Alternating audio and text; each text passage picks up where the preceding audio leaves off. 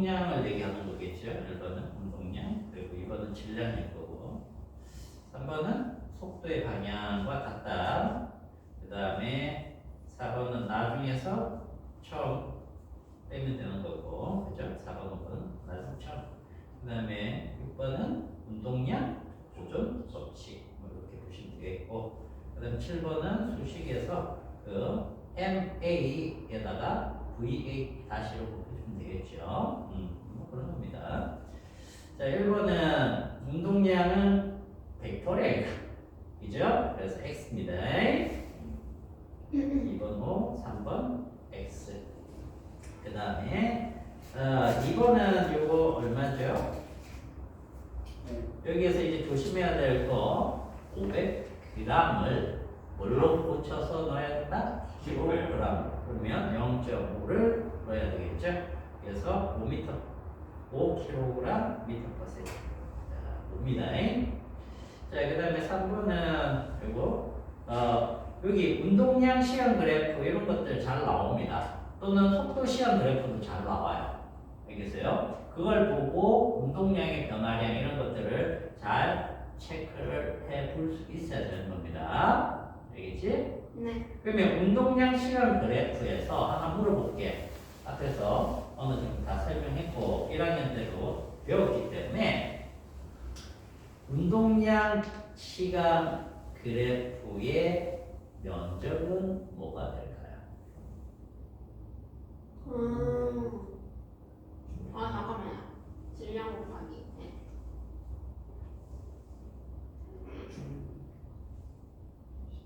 면적. 면적? 면적 말고 면적. 자, 지금 이게 운동량 시야죠. 예를 들어서 됐다. 자, 이 면적은 우리가 어떻게 얘기를 할 수 있을까? 운동량 변화요. 자, 면적이 예를 들어서 이 부분은 이건 뭘까요? 이거는 전혀 변화가 없는 부분이 되겠죠? 그죠? 그러면 요 의미가 있는 요 삼각형 면적이 될 거야. 그지? 이 삼각형 면적은 어떻게 구하면 되죠? 일단 예를 들어서 2분의 1. 그 다음에 요게 뭐가 되는 겁니까? 운동량 변화. 운동량의 변화량. 그죠? 그 다음에 여기는 이제 시간 t. 이렇게 되겠죠. 그죠? 네? 자, 그래서 요 의미를 가지고 면적 가지고 뭔가를 찾아나갈 때 쓸 수 있고, 그 다음에 얘의 기울기는 뭘까요? 사실은 요 그래프에서 기울기가 중요합니다. 기울기는 뭐가 될까요? 가속도? 기울기를 구할 때, 자, 이 가로축이 뭡니까? 시간이죠. 그죠? 그 다음에 세로축이 뭐가 되는 겁니까? 운동량 변화량이에요. 그래서 이게 선생님이 제일 처음에 적어줬던 F. 요거 같죠? 그죠? 그래서 여기에서는 그래프에서는 이 기울기가 중요합니다. 알겠죠? 그래서 기울기만 구하면 힘을 구할 수 있다. 이런 식으로 생각을 할 수 있는 거예요. 네. 자, 어쨌든 우리는 그래프가 나오면 항상 기울기 아니면 면적을 생각을 해보면 되겠다. 자, 3번은 XOOX입니다. 됐죠? 그래서 이번에 그래프의 기울기는 물체가 받은 알자 힘이 된다. 그거 중요합니다. 자, 그 다음에 4번은 충돌 과정에서 A가 받은 힘의 방향, 당연히 왼쪽이 되겠죠. 그죠? 그러면 A는 왼쪽으로 힘을 받았으니까 가속이 왼쪽으로 일어나니까 얘는 속도가 줄 거고, 그죠? B는 A와 작용 반작용 관계의 힘을 받으니까 오른쪽으로 받을 거고 가속 방향도 오른쪽이 되니까 운동 방향이 같아서 더 빨라진다. 그런 개념입니다. 자, 그 다음에 2번은 A는 그래서 감속, B는 증가할 겁니다. 됐죠? 자, 그 다음에 3번에 요거는 총합은 같아야 되겠죠? 같다. 그 다음에 5번에 자, 요거는 A, B 충돌 전의 운동량 합과 충돌 후의 운동량 합으로 해서 V를 구하셔도 되고 경우에 따라서는 A의 변화량만 빠르게 구해서 그걸 가지고 B의 변화량으로 생각해도 됩니다. 알겠죠? 자, 그래서 이건 뭐 4가 될 겁니다. 4m/s. 그 다음에 6번은 이거는 2m/s. 됐나요? 네. 자, 그 다음에 이제 45페이지 충격량인데 충격량도 이미 여러분들이 이제 잘 아는 내용이기 때문에 별 얘기는 없습니다. 대부분 아는 얘기예요. 네, 아는 얘기도 한번 정리하고 갑시다. 자, 충격량은 우리가 I라고 표현하는데 얘는 스칼라야 벡터야. 벡터. 벡터리아예요. 벡터리아. 그래서 오 식이 어떻게 되더라? F P 그죠? 근데 이제 여기에서 중요한 개념이 뭐냐면 이 F가 어떤 힘이냐 이거예요. 어떤 힘이냐. 예를 들어서 FT에서 이렇게 줄 수도 있고, 그죠? 뭐 이렇게 되는 것도 있고, 뭐 이렇게 되는 것도 있을 거야. 그지? 이런 거는 우리가 이런 운동을 뭐라고 하죠? 등가속 운동이라고 그러죠. 이런 거 혹시 본 적 있니? 힘이 이렇게 뒤에서 볼 건데 이거 탄성력이 대표적이죠. 탄성력. 용수철 탄성력이죠. 용수철 조금만 여기에서는 x가 되겠죠. 사실은 x인데 시간의 변화로 생각을 해도 큰 차이는 없습니다. 실제 탄성력은 이렇게 되는 거예요. 조금 늘리면 힘이 적게 들지만 많이 늘리면 커지는 거예요. 그래서 시간에 따라서 x 값이 변한다라고 치면, 그죠? 시간에 따라서 힘도 변하는데 이렇게 바꿔 볼 수 있는 거지, 그지? 그래서 이렇게 변하는 형태의 대표적인 게 탄성력이 있어요. 그 다음에 그러면 이제 요거는 그냥 t라고 한번 써볼게요. 자, 요거 같은 경우는 이런 거 이제 대부분 현실에서는 이런 형태가 된다는 거지. 예를 들어서 테니스를 치는데 공이 날라오는데 빵 친다. 그럼 맞는 순간부터 처음에는 힘이 약하겠지만 점점점 힘이 세졌다가 다시 튕겨나가면서 힘이 점점점 약해지겠죠. 뭐 그런 운동이 대부분이라는 얘기죠. 그죠? 그러면은 자, 얘 같은 경우는 그냥 이 값을 여기 적힌 값을 집어넣으면 돼. 자, 이 값은 뭘 집어넣을까? 여기를 집어넣을까? 여기를 집어넣을까? 여기 뭘 집어넣어야 돼? 뭘 집어넣어야 돼? 여기다 뭘 집어넣어야 돼? 시간이 여기서부터 여기까지 변했대. 그때 어떤 힘을 집어넣어야 된다는 얘기예요? 그 제일 낮은 기. 요거? 여기인데? 아니 그 제일 제일 끝에 요거? 네. 아니네. 빵점, 40점, 80점, 100점 이렇게 받았는데 너 성적이 어떻니? 100점요. 이거하고 같죠? 평균? 그렇지, 평균으로 얘기해줘야지. 평균을 여러 과목 봤는데 제일 잘 본 과목만 점수를 얘기하면 어떡해요? 그죠? 평균. 그럼 얘도 결국 평균. 평균적인 힘을 넣어야 된다. 알겠어요? 근데 실제로 이제 정확하게 넣을 때는 어떻게 하는 겁니까?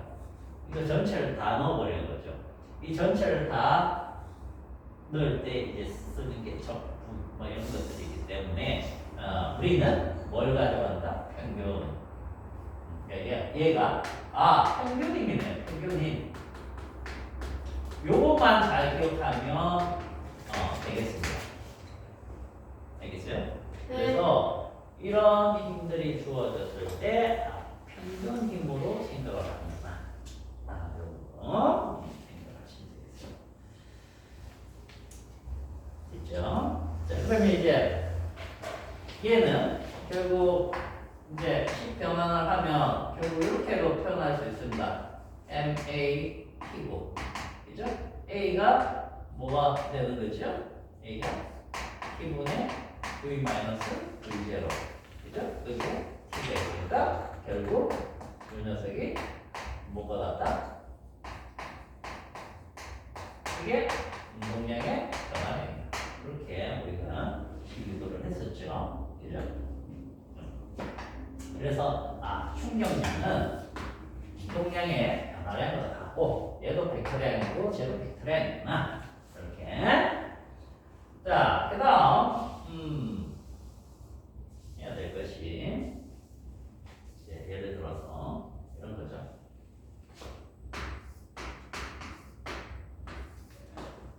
자, 공이 이렇게 날아갑니다. 그죠? 10m/s. 자, 그게 1kg이다 하지. 쭉 가서 부딪히고 이렇게 튕겨나오겠죠? 그죠? 그럼 이게 만약에 5로 줄었다고 합시다. 말입니다. 이렇게 줄고. 자, 방향으로 이쪽을 플러스로 잡으면 이쪽은 마이너스로 잡아서 생각을 하면 된다. 그치? 자, 그런데 여기 코랑 부딪힐 때,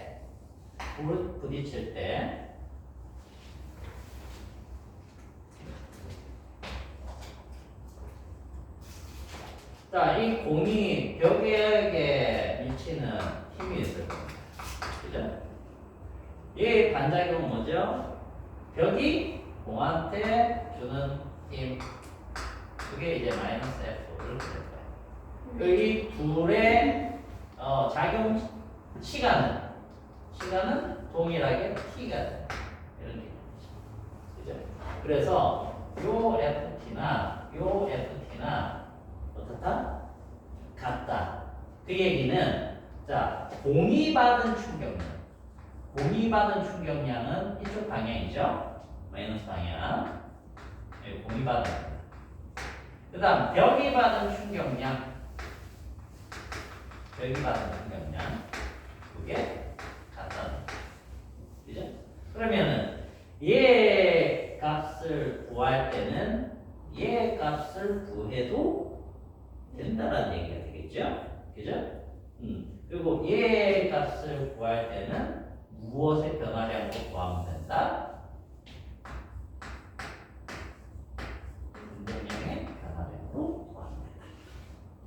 이런 식으로 우리가 전개를 합니다. 그래서 이거는 얼마가 변했어요? 5. 아니, 마이너스 15. 얼마? 5. 자, 나중이 얼마입니까? 마이너스 5. 네. 처음이 얼마입니까? 10. 10. 마이너스. 마이너스 15만큼 변한 거죠. 그죠? 그래서 얘 충격량 전부 다 크기는 15거죠. 알겠죠? 이게 부호가 있기 때문에 부호를 잘 보고 생각을 하셔야 된다. 그냥 크기만 보면, 자, 예를 들어서 봐봐. 얘가 이쪽으로 가고 10으로 가고 있어요. 얘가 충돌한 후에 뭔가 부딪히고 난 다음에 5로 바뀌었어요. 그러면 얼마가 바뀌었다고 얘기하면 돼? 5만큼 줄었다라고 얘기하면 돼. 근데 문제는 반대로 튕겨져 나오면서 5가 되면 15만큼 변하는 거예요. 이해가죠? 그걸 이제 조심하셔야 된다. 그냥 단순 계산해갖고 이거 5만큼 풀어내요. 빠르게 그냥 암산을 하시면 안 됩니다. 항상 부호를 생각해서 무슨 계산을 해야 된다? 벡터 계산을 해야 된다. 벡터 계산. 알겠죠? 자, 그걸 알아두시면 되겠고. 그 다음에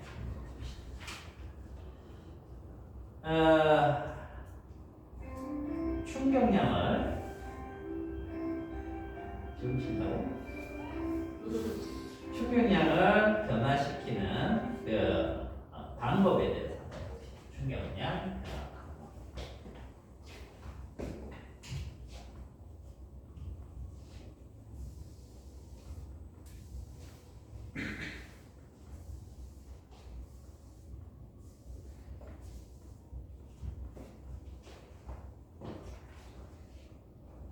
자, 원총이 있습니다. 원총. 그 다음에 라이플이 있습니다. 이 장총. 그죠? 왜 쏘면은 기본적으로 누가 멀리 날아갈까요? 장총이 멀리 날아간다. 왜? 이유는 힘 많이 받아. 자, 총알은 똑같다라고 쳐볼게. 총알. 장전되어 있는 총알. 응? 우리가 힘을 많이 오랫동안 볼 수 있어. 그렇죠. 즉 이게 커지는 거죠. 그죠? 가스가 요 안에서 얘를 계속 미는 그 시간이 커지는 겁니다. 얘는 요밖에 안 되는 거죠. 그죠? 그러면은 자 처음 속도가 어떻게 되겠습니까? 출발하는 속도가 처음 여기에서 튕겨나가는 V0 있죠? 여기서 튕겨나가는 V0 네. 이게 누가 커요? 그렇죠. 그럴 수밖에 없죠. 힘을 많이 받았으니까 운동량이 크게 변한다는 것이죠. 그죠? 그러니까 멀리 나가는 초속이 빠르게. 자, 그래서 기본적으로 운동량을 늘리는 방법은 얘를 아예 크게 하든지 아니면 얘를 크게 하든지 둘 다 크게 하든지 그런 방법이 있다. 그래서 여기에 대포의 포심을 길게 한다. 포심이 긴 대포를 얘기하는 거예요. 알겠죠? 그 다음에 야구에서는 방망이를 휘두를 때 짧게 휘두르는 것보다는 길게 스윙을 쭉 밀고 나가는 게 커진다. 그런 얘기들이 좀 나오는데 그거 봐두시면 되겠고. 자, 그 다음에 충격량과 충격력. 자, 요거 헷갈리시면 안 되겠죠? 그죠? 얘가 충격력입니다. 여기 충격량. 그래서 충격력을 줄이는 방법. 여기에 이제 또 관건이죠. 우리가 보통 안전장치라고 하면 뭔가 충돌에 대한 안전장치 있죠. 안전벨트, 에어백, 그 다음에 자동차의 범퍼 뭐 이런 것들 또는 우리 오토바이에서는 안전모 뭐 이런 것들이 있죠. 헬멧 이런 것들이 전부 다 안전장치인데 뭐하고 관계 있느냐 하면 이거를 줄이는 거예요. 알겠죠? 이거를 줄인다는 얘기는 사람이 받는 힘을 줄이겠다. 그런 뜻입니다. 힘을 약하게 받으니까 사람은 내상을 적게 받는 거죠. 그죠? 살짝 맞은 거는 안 아프니까. 근데 세게 맞으면 가는 거죠. 그러면 얘를 줄일 때 어떻게 해야 되느냐? 보통은 이제 뭐가 같다라고 생각을 하고 자동차가 벽에 부딪히거나 할 때 또는 사람이 차에 치거나 할 때 이 충격량이 같다라고 생각을 하면 그 충격량이 같을 때 뭐를 줄인다? 얘를 줄이려면 반대로 작용하는 시간을 늘려줍니다. 그러면 이걸 일정한 형태로 봤을 때 얘가 줄어든다. 이런 거죠. 그래서 얘를 늘리는 형태가 뭐가 있다? 안전벨트. 안전벨트는 왜? 튀겨나가는 거. 시간을 늘려주는. 시간이 늘려줘. 네, 시간. 그래서 이게 쭉 가는 걸 잡아주죠. 그래서 순간적인 시간을 늘려주는 거고. 그 다음에 뭐가 있습니까? 헤어백. 그죠? 이런 것들 전부 다 시간을 늘려주는 거예요. 그래서 얘들 그 오토바이 헬멧 있잖아요. 예전에 한 80년대쯤에 그 한국에서 만든 헬멧이 세계 탑을 찍은 적이 있어요. 굉장히 유명한 헬멧이었는데 그 헬멧이 특징이 뭐냐? 부딪히면 잘 깨져요. 잘 박살나게 만들어요. 다른 것들은 튼튼하게 만들었어. 옛날에는 튼튼하게 만들고 사고 나면 이 뇌가 완전히 마탱에 가는 거야. 충격을 다 받는 거지. 근데 한국에서 만든 하나가 뭐냐면 부딪히면 쉽게 깨져버려. 그럼 사람들 어떻게 했니? 헬멧이 쉽게 깨져버리니까 별로라고 처음엔 생각했는데 나중에 보니까 어떻게? 머리가 안 다치는 거야. 왜? 얘가 깨지면서 충격을 다 없애버리는 거죠. 그죠? 얘가 이 작용한 시간이 늘어나면서 예를 들어서 꽝 부딪히면 우리가 충격이 늘어나면서 걔가 충격을 다 흡수해가지고 사람한테 주는 것은 적게 해주더라. 그런 의미예요. 그래서 그런 안전장치가 있다라고 해요. 전부 다 이런 것들이 충격력을 줄이는 효과다. 자, 그러면 이제 학교 시험에서는 주로 뭐가 나오겠습니까? 47페이지에 나와 있는 그게 이제 나오겠죠. 예, 예를 들어 다이얼 두 개를 똑같은 것을 같은 높이에서 떨어뜨리면 하나는 시멘트 바닥이고 하나는 쿠션이다 라고 했을 때 여기에서는 안 깨지지만 여기에서는 깨지죠? 그죠? 자, 이때는 높이가 같고 질량이 같으면 자, 여기 딱 부딪히는 순간 있죠? 순간에 무엇이 같다? 부딪히는 순간에 그렇죠? MV가 같다라는 얘기가 되겠죠? 그죠? 맞나요? 네. MV가 같은데 결국 얘네들은 나중 운동량이 어떻게 되는 겁니까? 정지를 할 테니까 0이 되겠죠.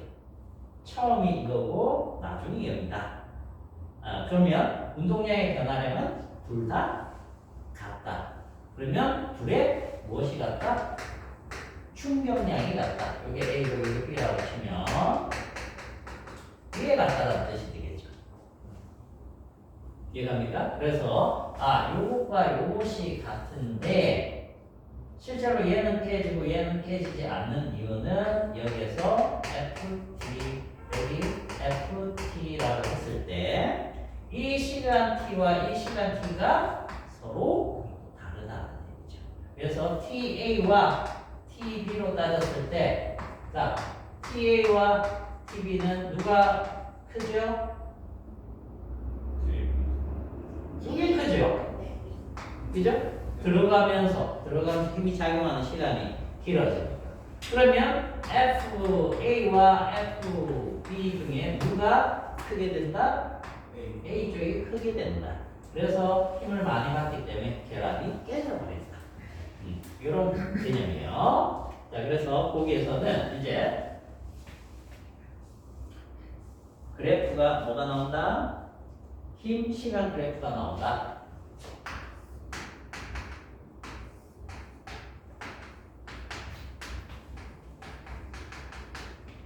그랬을 때 이 그림에서는 A가 이렇다면 B는 이렇게 됐다. 그런 의미고 자 A의 시간은 어떻다? 여기서부터 여기까지. 이게 TA예요. 짧죠? 그 평균이면 어떻다? 이렇게. 자, B는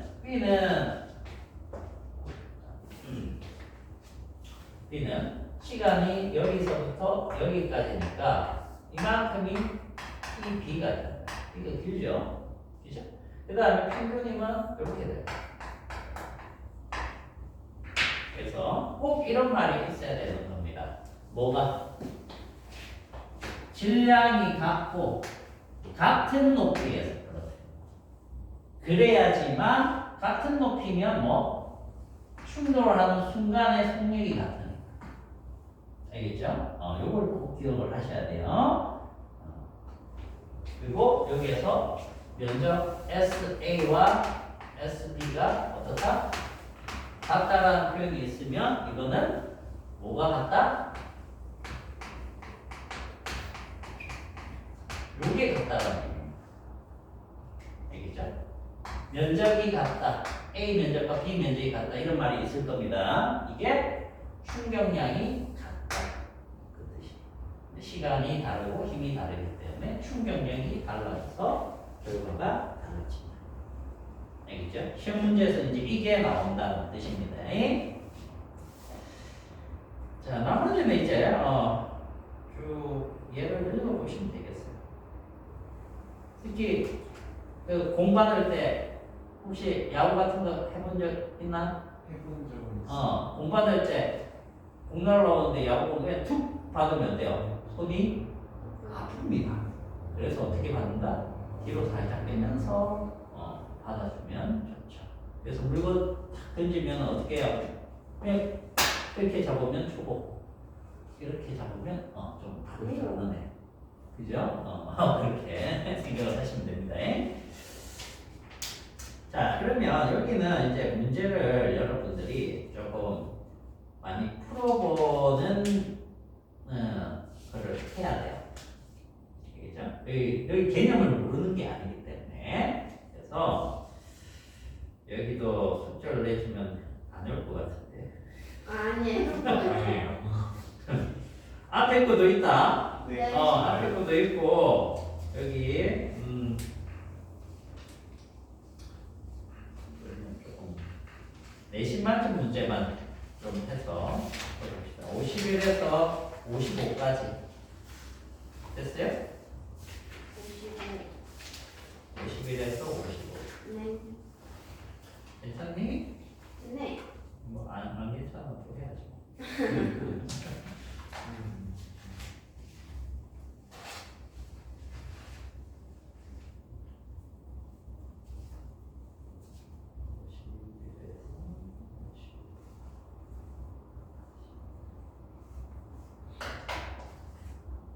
어차피 뭐 앞에 거는 얘네가 참여 안 한 거니까.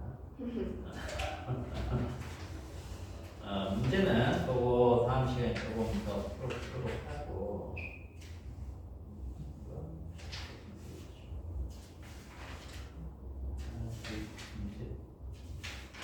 이거 다 시험 공부하면서 풀어보셔야 되는 것들.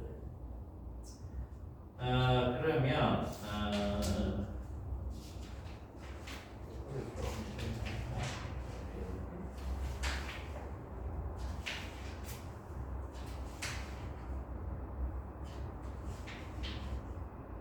이 역학적 에너지 내용을 좀 할까 아니면 문제를 차라리 조금 풀어볼까?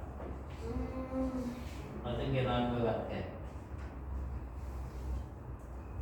그러면은 진도를 나가요.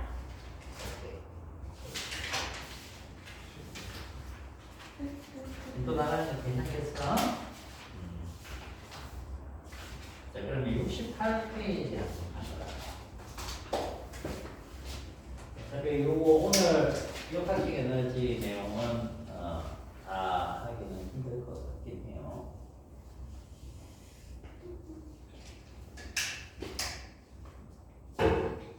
자, 역학적 에너지죠.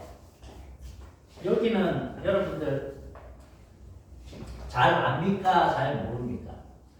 역학적 에너지. 근데 이거는 중학교 때부터 해서 잘 알죠? 예. 근데 지금 여기까지 만약에 시험 문제가 나온다라고 치면 앞에 문제도 있고 여기 그러니까 등가속도 운동 그 다음에 배운 게 운동량 충격량 그다음에 역할적 에너지 보존 이렇게만 보면 세 부분 중에 어디가 제일 어려울 것 같니? 이거 말고 첫 번째 거. 첫 번째 거. 두 번째 거는 여러분들 좀 많이 해봤던 거니까 좀 할만하고 그죠? 이것도 많이 봐서 할만하다. 근데 시험 문제 나오면 여기가 제일 학생들이 어려워요. 제일 어려워요. 왜냐면 등가속도 직선 운동은 결국은 뭐 물체가 움직이고 어떻게 하고 하는 그 내용이기 때문에 그 내용이 전부 다 여기 다 들어가요. 알겠죠? 여기 다 들어가는 거야. 근데 이제 여기에서 이제 여러분들이 역학적 에너지는 안다라고 생각하지만 사실 몰라. 모르는 개념들이 이제 나오기 때문에 여기서 학생들 좀 많이 어려워합니다. 근데 이제 이것도 결국은 원칙들이 있기 때문에 그 원칙만 잘 세워서 운동 방향식 잘 만들어주고 그렇게 하면 다 풀리는 겁니다. 네. 자, 오늘 여기에서는 선생님이 여러분들 조금 처음 듣는 개념들이 있는 것들을 조금 설명을 할게요. 우리가 역학적 에너지 하면 뭘 얘기하는 겁니까? 역학적 에너지? 여러분들이 아는 걸로만 얘기 좀 해보세요. 운동 에너지랑 운동 에너지랑 운동 에너지하고 포텐셜 자, 이렇게 되죠. 그죠? 그래서 우리가 기울어는 보통 E는 EK랑 ET 이렇게 얘기합니다. 그죠? 운동 에너지는 이거는 어떻게 되죠? MV EP는 이건 뭐야? 포텐셜. 네. G. 네. 9.8 8. mH 네. 또 MG. 뭐야? 또 있어요. 그 합친 거. 자, 요거는 이제 MGH죠. 네. MGH인데 요거는 포텐셜 에너지 중에 어떤 포텐셜 에너지냐? 자, 미치 에너지라고 우리가 이거를 해석을 하죠. 근데 미치 에너지란 표현은 엄격히 말하면 잘못된 표현이고 그거는 이제 물체의 위치에 따라서 에너지가 달라지기 때문에 그렇게 이제 옛날에 번역을 해가지고 한 거지만 포텐셜의 의미는 그런 건 전혀 없습니다. 그죠? 그럼 이거는 사실 중력에 의한 포텐셜 에너지예요. 알겠어요? 그럼 포텐셜 에너지 종류는 화성했을 다른. 그건 이제 중력에 대해서고 다른 포텐셜 에너지는 없느냐 이거죠. 근데 여러분들이 이제 여기서 배울 포텐셜 에너지 중에 시험 문제에 같이 등장하는 게 탄성력에 의한 포텐셜 에너지가 있어요. 탄성력. 근데 탄성력만 있느냐? 그것도 아니야. 전기력에 의한 것도 있고 종류가 많아요. 포텐셜 에너지. 그러면 포텐셜 에너지가 뭔지를 알면 그 전체를 다 알 수가 있겠죠. 그죠? 그래서 오늘은 남은 시간 동안 포텐셜 에너지에 대해서 집중적으로 이해를 한번 해봅시다. 그죠? 포텐셜. 그러면 이제 이 물체가 무엇에 대한 운동이냐만 해석을 하면 탄속력에 대한 용수철에 매달려서 막 움직이거나 그러면 그죠? 이거는 탄속력 포텐셜하고 운동에너지 이렇게 생각할 수 있고 용수철 이렇게 돼가지고 막 움직여 이렇게 돼서 움직일 때랑 이렇게 돼서 움직일 때랑 차이가 있죠. 왜? 이때는 운동도 있지만 탄성력도 있지만 중력도 있다는 거지.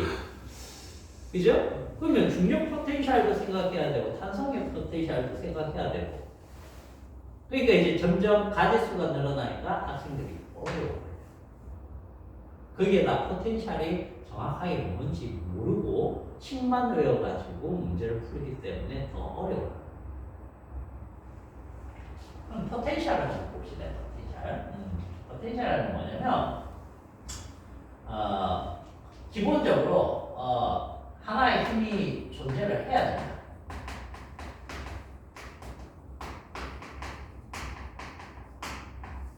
이게 이제 보통 기본적으로 존재를 하는 힘이에요. 만약에 우주 공간 주변에 아무것도 없는 데서 얘를 갖다가 이쪽으로 이동시킬 때 힘이 필요합니까? 필요 없습니까? 있죠. 얘를 이쪽으로 이동시키는데 힘이 필요해요? 필요 없어요? 이 필요해요? 우주 공간에서? 근데 뭐 원하는 딱 움직일 때는. 보내는. 처음 움직일 때 힘이 들어서. 처음에? 한번 닿죠. 속도가 일정하게 움직인다면 힘 필요가 없습니다. 알겠어요? 힘 필요 없어요. 일정하게 움직이는. 물론 이제 정지해 있으니까 반사에 의해서 이렇게 정지하려고 하는 것을 이렇게 움직일 때 처음에 필요하다. 뭐 그렇게는 얘기할 수 있지만 기본적으로는 힘이 필요 없습니다. 왜? 등속을 하니까. 그죠? 맞잖아. 이동할 때 만약에 속력이 변화가 생긴다. 그러면 힘이 당연히 작용을 하는 거예요. 근데 똑같은 속력으로 이동시키거나 똑같은 속력으로 이동시킬 때는 나는 얘한테 힘을 줄 필요가 없다는 얘기예요. 맞나요? 이런 거예요. 내가 물체를 들고 있죠. 네. 그죠? 들고 있는데 얘를 이렇게 움직이는데 만약에 아무런 힘이 이 물체 무게가 전혀 없다라고 하면 그죠? 내가 이렇게 이동시켰는데 똑같은 속도로 이렇게 이동시킬 때 힘이 안 든다는 얘기예요. 그거를 좀 이해를 할 수 있어야 됩니다. 그러면 봐봐. 우주 공간이 아닌 지구상에서는 뭐가 존재를 하죠? 아래쪽으로 뭐가 작용해요? 중력이 작용하죠. 맞니? 그리고 물체가 여기 있으면 이거 하나 물어보시죠. 얘가 있는 줄 어떻게 알고 여기 힘을 작용합니까? 이런 얘기야. 내가 다시 묻게. 자, 지구가 있어요. 지구가 있는데 여기 있는 애 자기 중심으로 끌어. 그죠? 근데 여기쯤 있는 애도 자기 중심으로 끌고 있어요. 이거 어떻게 알았어?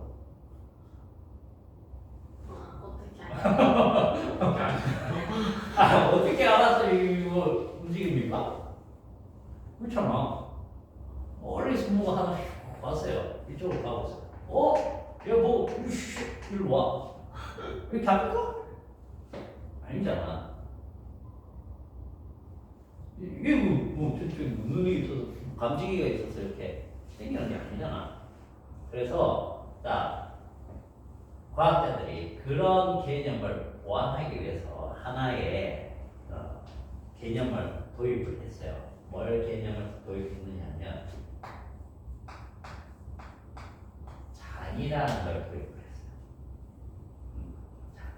공간을 뭐 힘이 미치는 그 공간. 힘이 미친다는 얘기는 즉 지구가 자기에 딱 있으면 자기 주변 공간이죠. 얘가 힘을 미칠 수 있는 의미 있게 힘을 미칠 수 있는 공간을 다 바꿔놔요. 바꿔놓는다는 얘기예요. 공간이 휘어져 있는 거예요. 공간. 예를 들면 그냥 쉽게 2차원적으로 생각해 봅시다. 저건 3차원, 4차원 생각을 해야 되고 복잡하니까 이렇게 좀 탄성이 있는 천을 이렇게 팽팽하게 만들어 놓는다고 생각해 보자. 트램플린 같은 거 있죠. 팽팽하게. 거기에다가 무거운 쇠구슬을 하나 딱 가운데 놓으면 이 천이 어떻게 되는 겁니까? 가운데 쑥 파지죠. 그죠? 이게 공간이 이 구슬 때문에 변한 거예요. 그치? 그럼 다른 구슬을 작은 거를 갖다가 주변에다 갖다 놓으면 어떻게 돼요? 그쪽으로 굴러 떨어지죠. 네. 그게 실제 중력이에요. 아인슈타인이 얘기하는 중력이 그거예요. 뉴턴이 얘기한 중력은 뭐예요? 질량을 가진 물체끼리 서로 끌어당기는 힘이 있다. 이렇게 얘기했죠. 그게 만유인력이잖아. 엄밀히 얘기하면 만유인력이 있는 건 아니에요. 알겠어? 즉, 그 뉴턴의 중력하고 아인슈타인이 얘기하는 중력 중에 누가 맞냐? 맞는 걸로만 따지면 아인슈타인의 중력 이론이 맞아요. 알겠어요? 근데 왜 뉴턴 시작한 배우니까 그러게. 그렇잖아. 이거 왜 배우는 거야? 일반적으로 우리가 사는 이런 세상에서, 즉 중력 정도에서는 뉴턴이 그 얘기한 중력 이론으로 계산한 거나 아인슈타인의 이론으로 계산한 거나 똑같아요. 똑같아. 그럼 어디에서 심하게 달라지는데 중력이 엄청나게 센 곳에서 달라져요. 계산하면 뉴턴은 틀리고 아인슈타인 거는 맞아요. 그럼 그런 세상이 어디 있습니까? 블랙홀이죠. 이런 쪽으로 이제 되는 거죠. 그렇게 하는 거죠. 그래서 그러면 일반 상대성 이론 배우면 되는 거 아니야? 어려운 거 배우면 되잖아. 근데 왜 틀린 거 배우고 있냐? 이거는 여러분들도 할 수 있는 정도예요. 근데 일반 상대성 이론은요, 전문가도 힘들어가지고 헉헉거리는 이론이에요. 계산을 하기 힘들어. 너무 빡세. 굉장히 어렵습니다. 선생님 듣고, 선생님이 그 일반 상대성 이론, 그 계산 이론을 이렇게 쭉 전개해 나가는 거를 거의 1년 가까이 들었나? 들었는데 뭔 말인지 하나도 모르겠어요. 솔직히 하나도 모르겠어. 전부 다 수식이야. 다 무슨 방정식 이름 다 붙어있고 디렉 방정식 붙어해가지고 별별 게 다 나와요. 전부 다 표기법이야. 해갖고 행렬 나오고 별별 게 다 나옵니다. 선생님이 지금까지 봤던 수학에 대한 것들이 다 나와요. 나오는데 너무 어려워서 한 1년 들었는데도 뭔 말인지 모르겠어. 전문가들도 힘들어요. 그러니까 뭘 배우는 게 나아? 유튜브 배우는 게 나아. 왜? 중고등학교 수학만 해도 다 풀 수 있는 거야. 그리고 현실에서는 그것만 해도 다 맞는 얘기니까.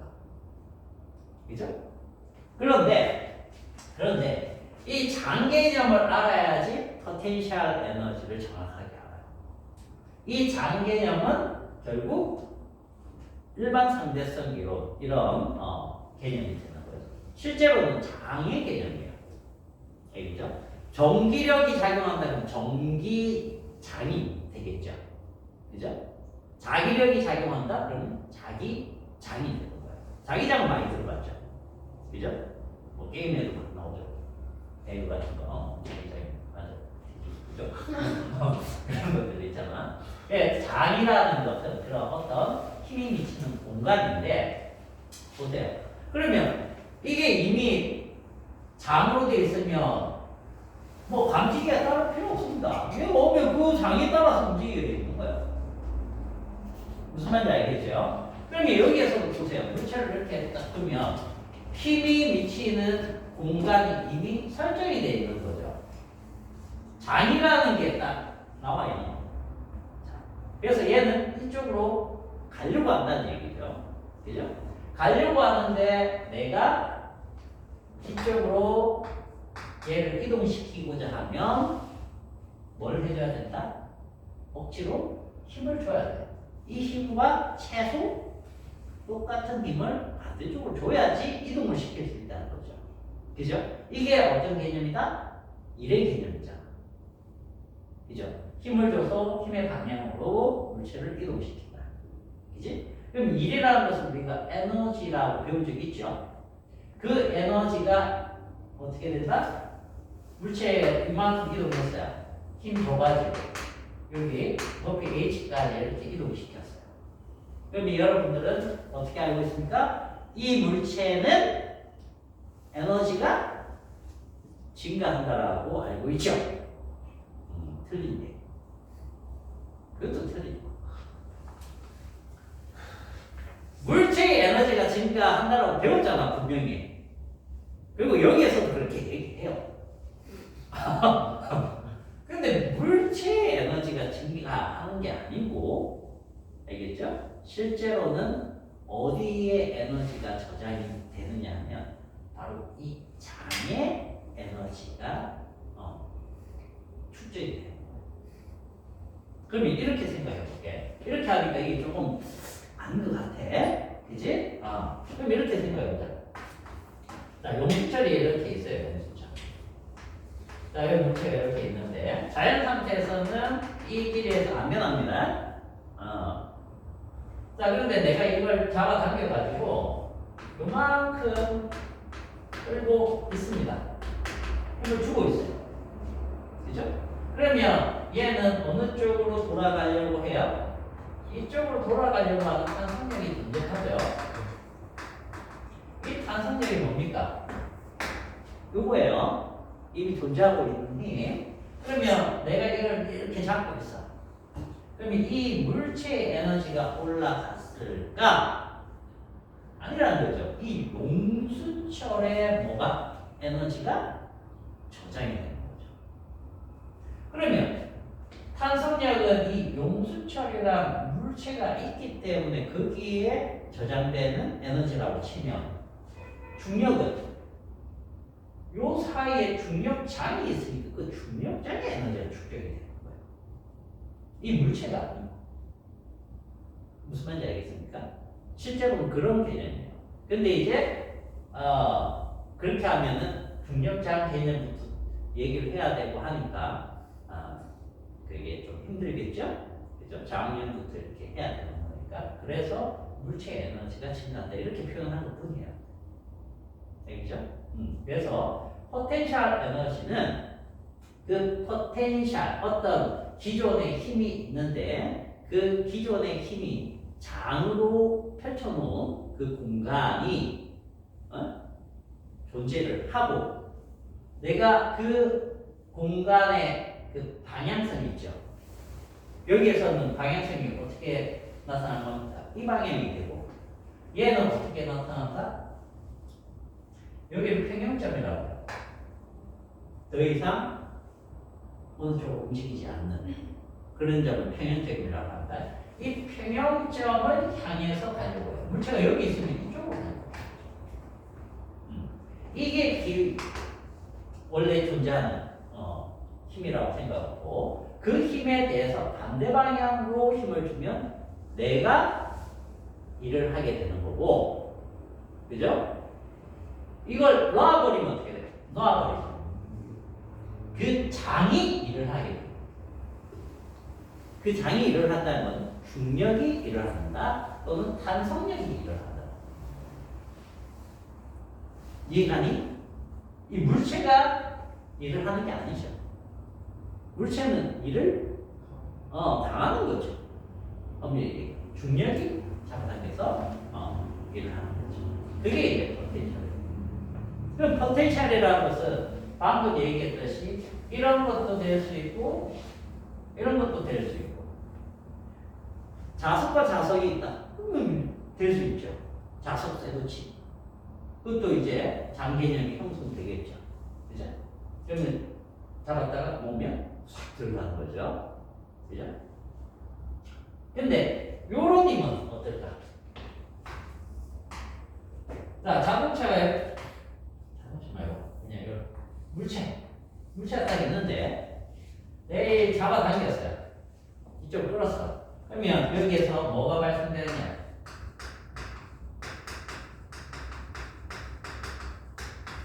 마찰력이 생기겠죠.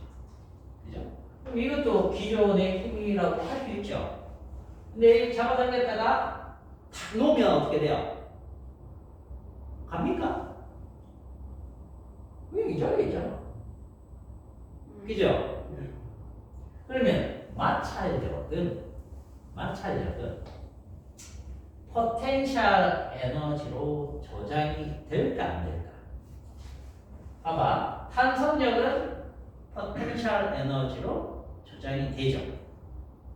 중력도 포텐셜 에너지로 저장되죠. 놓으면 팍 하고, 놓으면 팍 하니까. 그죠? 자기력도 포텐셜 에너지로 저장돼요. 근데 마찰력은 저장이 안 돼. 열애들을 다 날아버립니다. 마찰력. 그래서 이런 개념이죠. 포텐셜 에너지로 저장이 가능한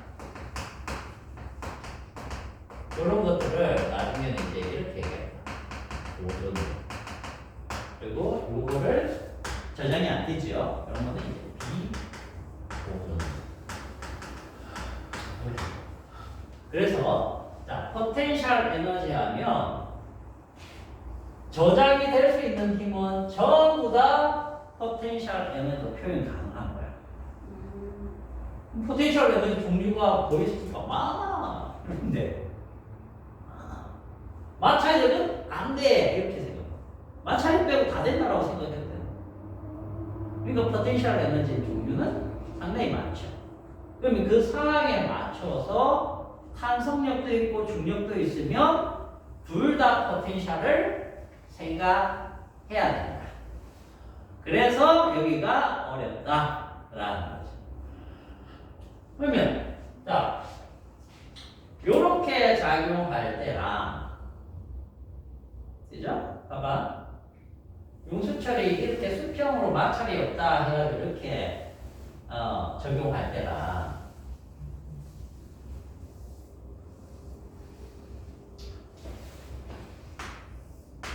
용수철만 달면 길이가 이래. 용수철에다 물체를 달았더니 여기에서 딱 멈췄어. 그지? 그래서 용수철을 물체를 달고 내가 이쪽으로 힘을 줬더니 이 정도 늘어났어. 자, 이 경우하고 한번 생각을 해보자고요. 여기가 왜 어려워지는지 파악해보는 거야. 요 원리만 알면 이걸 다 적용시키면 나는 풀 수 있다는 뜻이고 이 원리를 모르면은 복잡해지는 거니까 어렵다고 생각하는 거예요. 얘는 포텐셜 에너지만 생각을 하면 탄성력에 의한 포텐셜 에너지가 여기에 저장되는 거죠. 그죠? 근데 얘를 만약에 탁 놓으면 어떻게 될까? 슝 가겠죠. 그럼 여기쯤이면 어떻게 될까요? 포텐셜 에너지 있어 없어? 있죠. 그죠? 늘어난 정도가 있으니까. 그 다음에 또 뭐가 있어요? 운동을 하고 있으면 운동 에너지가 있죠. 그죠? 그러면 이때의 역학적 에너지는 뭐라고 할까? 탄성 두 개만 얘기하면 되잖아. 그죠? 그러면 운동 에너지하고 2분의 1 뭐 mv 제곱 이거 하고 탄성력에 의한 포텐셜 에너지 하나만 챙겨주면 되는 거잖아. 그죠? 그러면 요때의 역학적 에너지랑 요때의 역학적 에너지는 어떻다? 같다잖아. 이때는 뭐가 있는데? 그때는 포텐셜 에너지밖에 없죠. 네. 그죠? 포텐셜 에너지가 최대인 지점이고 요거는 운동. 운동 에너지도 있으니까 그 두 개를 합해서 생각합니다. 자, 여기 지나갈 때는 어떨까요? 운동. 여기 지나갈 때 운동 에너지만 존재하겠죠. 네. 그죠? 여기가 기준점이라고 생각하면 되는 거니까. 그래서 여기에서는 운동 에너지가 최대되는 거예요. 빠르게 최대되는 지점. 그렇게 되는 거예요. 그럼 이쪽도 이제 동일하겠죠? 여기 압축입니다. 자, 그런데 여기에서는 이제 이렇게 문제가 나오면 저거보다 좀 복잡해져. 왜 복잡해지느냐? 자, 평형점을 찾을 수 있어야 돼요. 자, 여기에서는 평형점이 어디입니까? 평형점이 여기잖아. 네. 그럼 여기에서는 평형점이 어디? 네. 자, 여기 A, B, C라고 해볼게요. A. 세 개가 아니죠. 평형점이 어디예요? 아. 지금 세 개가 아니죠. B가 돼야 되죠. 네. 왜? 물체 달아놓고 가만 놔뒀을 때 더 이상 움직이지 않는 지점이 평형점이죠. 근데 여기에서는 전부 다, 자, 여기 중력도 있지만 중력은 수직 강력하고 평행이 돼서 상쇄됐고, 그죠? 오른쪽, 왼쪽 힘 없죠? 그죠? 그럼 여기에서 봅시다. 원래는 길이가 요랬지만, 요것만 생각하면 평형점이 요걸 거예요. 용수철만 생각하면. 근데 물체를 달았더니 뭐가 작용하는 거야? 중력이 작용하는 거야. 중력 때문에 늘어났어. 에너지가 작용했어. 그지? 근데 여기에서 뭐도 있어? 탄성력도 있단 말이야. 탄성력. 그래서 이 두 개가 같아지면 더 이상 움직이지 않고 처음 매달면 띵 하다가 이렇게 띡 멈추겠죠. 그럼 멈춘 지점이 뭐가 되냐? 평형점이야. 평형점만 잡으면 얘랑 똑같은데 힘이 하나 더 추가되는 분이야. 알겠어요? 그래서 봐봐. 평형점을 찾았어. 평형점을 찾으면 자, 내가 힘을 이만큼 잡아 늘렸어요. 그럼 평형점에 대해서 생각을 해볼게요. 얘는 일단 멈춰있으니까 운동 에너지 있어 없어? 없죠. 자, 포텐셜 에너지 있어요 없어요? 있죠. 그죠? 자, 그런데 어떤 포텐셜 에너지가 있느냐요. 일단 탄성력 때문에 탄성력 포텐셜 에너지가 있죠. 네. 그죠? 그죠? 그 다음에 요 녀석은 뭐도 받고 있어요? 중력도 받고 있단 말이지. 그러면 중력은 여기가 만약에 기준점이다라고 치면 중력 포텐셜은 이만큼이잖아. 네. 그지? 근데 여기쯤에서는 어떻게 생각해야 되니? 여기쯤이 되면 평형점은 아니야. 그러면 운동 에너지도 있고 이걸 탁 놨을 때입니다. 놨을 때 쫙 올라가는 거잖아. 그럼 여기에서는 당연히 운동 에너지 있고, 그 다음에 탄성력에 의한 포텐셜 에너지도 있고, 그 다음에 중력의 노즐. 중력에 대한 포텐셜 에너지 변화도 있다는 거지.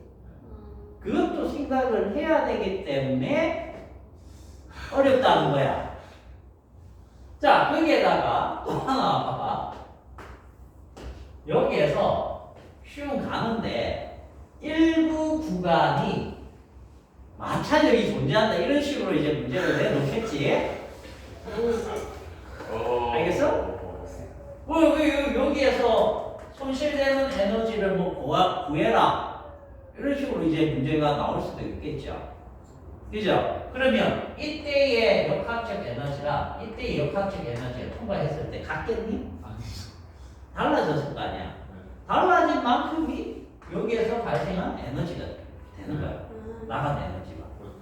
그런 개념이기 때문에 여기가 그런 것들을 파악하지 못하면 상당히 어렵게 느껴질 수 있는 부분이고, 여기에다가 뭐 도르래까지 연결해서 얘기를 하면 더 복잡해지는 거죠. 그래서 이제 이런 것들이 나오고, 물체가 우리가 보통은 이런 거 본 적 있죠. 그죠?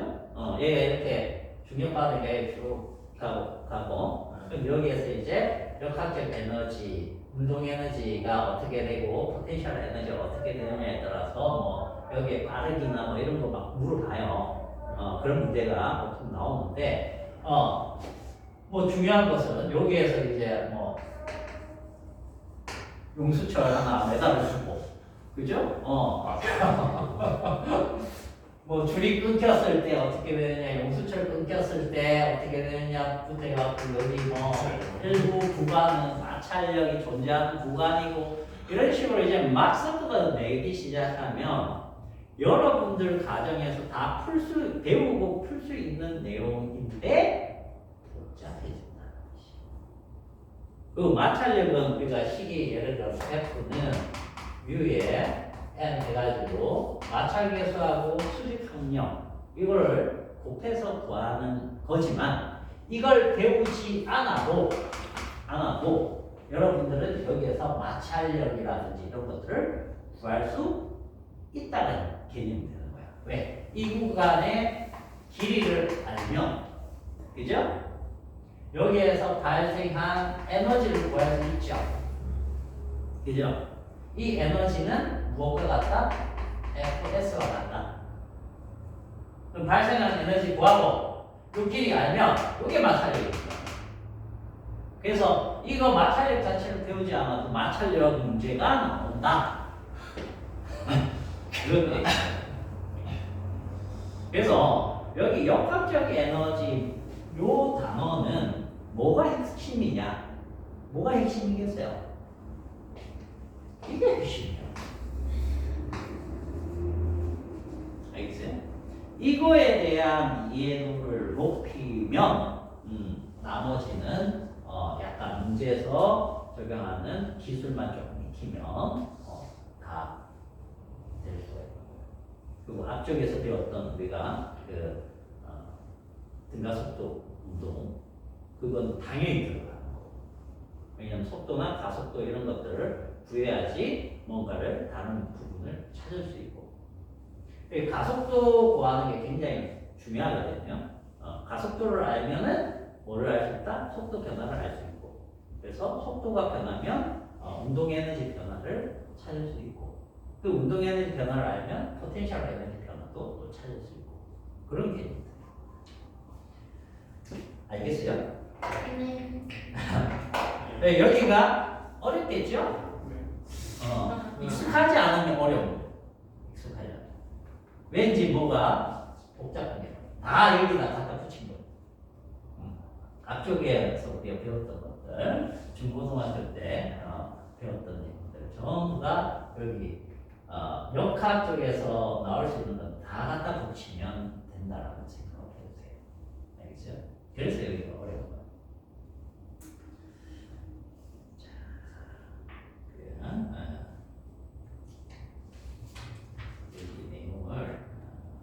이 내용은 그래서 얼마 없습니다. 책 보세요. 책 보면 한 페이지 반이야. 여기까지 내용을 그리고 다 문제잖아. 한 페이지 반인데 뭐가 실려 있는지 내용만 한번 봅시다. 그럼 이게 끝이야. 사실. 자, 처음에 A가 일과 에너지라고 되어 있고 운동 에너지 나와 있죠. 운동 에너지는 우리가 잘 알고 있는 겁니다. 2분의 1 mv 제곱이고 요것은 결국 1과 같다. 1이 무엇과 같다? 1. 자, 요거는 꼭 체크해놔야 돼요. 1은 우리가 fs죠. 그죠? 여기 보세요. 힘 곱하기 이동 거리잖아. 근데 이게 무엇과 같다? 운동 에너지의 변화량 과 운동 에너지 즉 2분의 1 mv 제곱에서 나중입니다. 2분의 1 mv 제로의 제곱 이건 처음이에요. 처음에 나중 운동량의 운동 에너지에서 처음 운동 에너지를 빼면 운동 에너지의 변화죠. 운동 에너지의 변화가 무엇과 같다? 1과 같다. 자, 이해를 한번 해봅시다. 이거. 자, 수평면에서 마찰이 없어요. 그러면 이 위로 올라가지 않으면 포텐셜 에너지가 없는 거죠. 네. 변화가 없죠. 그러면 얘가 여기 이렇게 있는데 힘을 F만큼 받아가지고 여기 S만큼 이동을 시켰어요. 이게 얘죠. 네. 그러면 힘을 주면 이 물체는 일정한 등이라고 가정해볼게. 뭐가 달라지겠습니까? 처음보다 나중에 뭐가 달라지죠? 뭐가 달라? 뭐가 달라질까? 요 지점과 여기 A 지점하고 B 지점이라고 하면 네. 물체에 무엇이 달라질까요? 힘을 받으면. 그렇죠. 속력이 달라지겠죠. 빠르게 달라질 거 아니야. 네. 그죠? 빠르기가 달라진다는 얘기. 그거 지금까지 했던 거잖아. 근데 S만큼 이동시키는데 일을 했기 때문에 결국 여기에 운동 에너지와 여기 운동 에너지가 차이가 나. 알겠어요?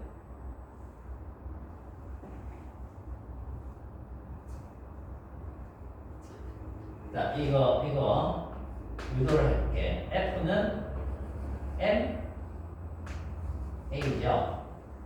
그죠? 이거 이동거리 S죠. 맞나요? 네. 자,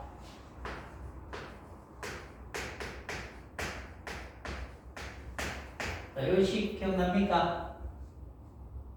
기억나 안 나? 네. 운동 방향식 3개 중에 마지막 거 있잖아. 네. 3개 중에 세 번째 거였잖아. 네. 그러면 AS는 어떻게 되니?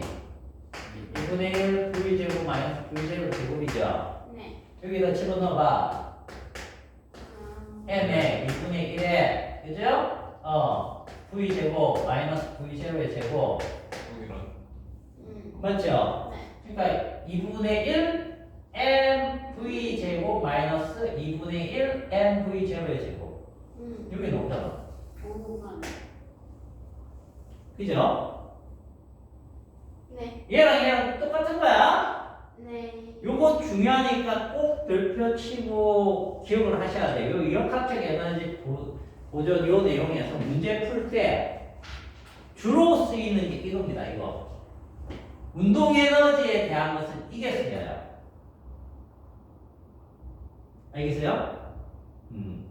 문제 푸는 스킬 중에 하나입니다. 이렇게 생각하면. 그 다음에 이제 포텐셜 에너지에 대한 것을 생각하면 돼요. 연결되는 거. 자, 그 다음에 이제 우리 책에 보시면 포텐셜 에너지 나올 겁니다. 포텐셜 에너지는 첫 번째 게 이제 중력 포텐셜 에너지가 나올 거예요. 그죠? 중력 포텐셜 에너지. 이 P는 mg h. 됐니? 네. mgh.